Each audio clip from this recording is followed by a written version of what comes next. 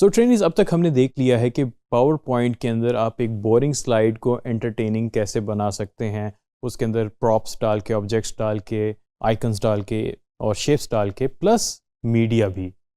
तो अब हम देखते हैं कि इसको प्रेजेंट कैसे करना है, क्योंकि आपने देखा होगा मैंने जिक्र किया स्लाइड व्यू करें।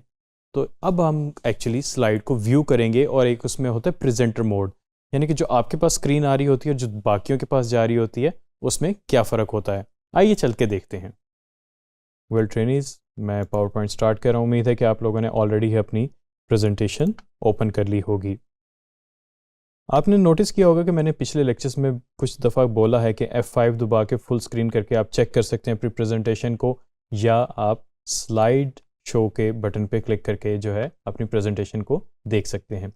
तो आज हम उसी पे ही देखेंगे। आज जो हमारा फोकस है वो है प्रेजेंटर मोड।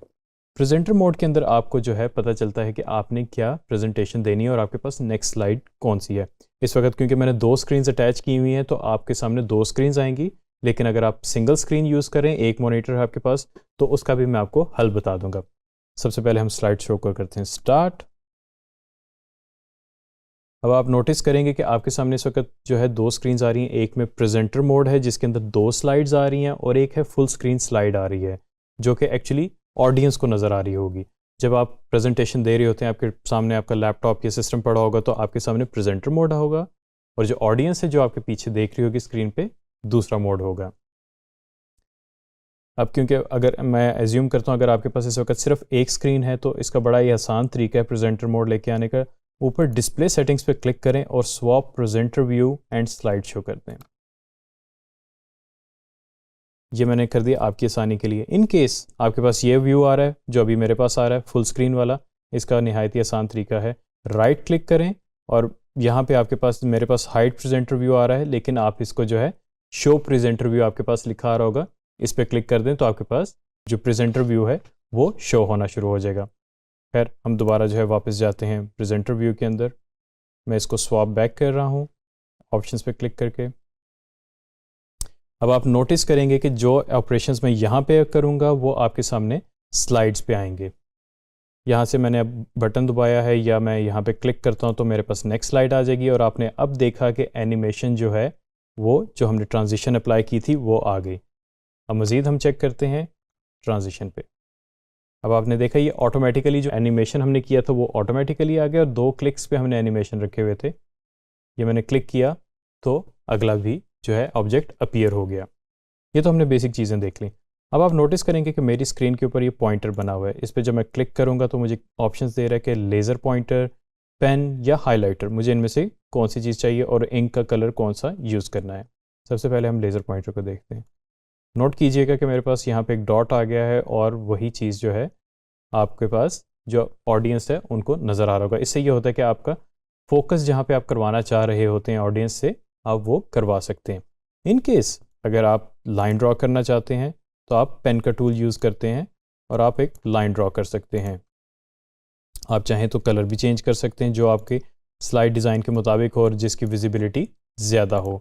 और हाइलाइटर की भी ऑप्शन है, इन केस आप कोई टेक्स्ट हाईलाइट करना चाह रहे हैं तो आप इसको यहाँ पे कर सकते हैं, और इसका इफेक्ट जो है आप नोट कर रहे होंगे जो दूसरी स्क्रीन है उसके ऊपर आ रहा है। और यहाँ पे आपके पास इरेजर के ऑप्शन है। इरेजर का मतलब है कि अगर मैं कोई एक चीज़ यहाँ से इरेज करना चाहूँ, और दूसरी ऑप्शन है erase all ink on slides, सारा कुछ गायब हो गया। उसके बाद यहाँ पे आपके पास सी ऑल स्लाइड्स है। अगर आप नोटिस करेंगे कि मेरे पास इस वक्त नेक्स्ट स्लाइड आ रही है, यानी कि जो अभी अगली स्लाइड जिस पे मैंने कोई बात करनी है वो मुझे नज़र आ रही है। लेकिन अगर मैं सारी स्लाइड्स देखना चाहूँ तो मैं सिंपली इस पर क्लिक करूँगा और ये आप देखेंगे सारी की सारी स्लाइड्स आ गई हैं, और बैक का बटन दबा के मैं वापस मोड में आ सकता हूँ। और इन केस अगर मैं जूम करना चाहूँ तो वो मैं कैसे कर सकता हूँ, सिंपली जूम पे क्लिक करूँगा और जो चीज़ मैं जूम करना चाहूँ मैं उस पर क्लिक कर दूँगा। आप नोटिस करेंगे कि जो हमने आइकॉन्स डाले थे उस पर उसने जूम इन कर दिया, और इसको मैं दोबारा से जूम आउट भी कर सकता हूँ। इसको मैं मूव कर सकता हूँ और दोबारा जूम पे क्लिक करके इसको जूम आउट कर सकता हूँ। इन केस मैं चाहूँ कि इसको मैं बिल्कुल ब्लैक भी कर सकता हूँ अपनी ज़रूरत के मुताबिक। ये अगर मैं सब टाइटल्स देना चाहूँ तो ये जो मैं बात कर रहा हूँ ये ऑटोमेटिकली एज अ सब टाइटल आ जाएगी। इसको फ़िलहाल हम नहीं देखेंगे। और उसके बाद यहाँ पे मैं एंड स्लाइड शो या लास्ट व्यू और इस तरह की मज़ीद ऑप्शन प्रेजेंटर व्यू के हिसाब से मैं देख सकता हूँ।